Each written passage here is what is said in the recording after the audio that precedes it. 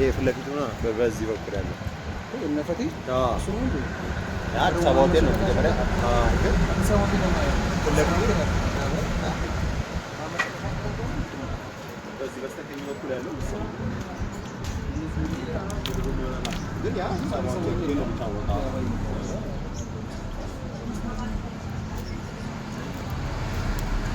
ኬራ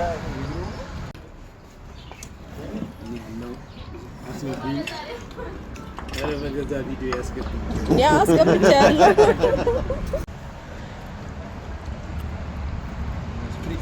ምንድን ነው ይሄ? ሙጀልጀል ይባላል። እስኪ እንቅመሰው። ሰሊጥና ለውዝ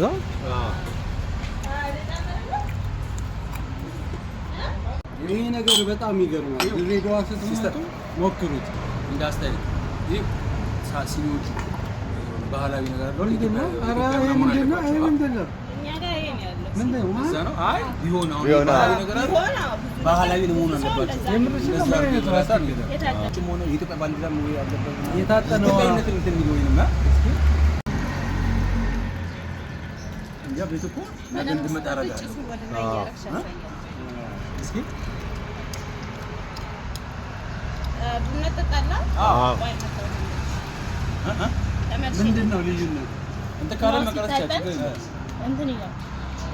ይሄ ሹጉሃ ሌላ እንትን አይደለም። ሌላ ቴስት ያመጣል። ሌላ ቴስት አሁን በዚህ ብለምድ ሌላ አልጠጣም ማለት ነው።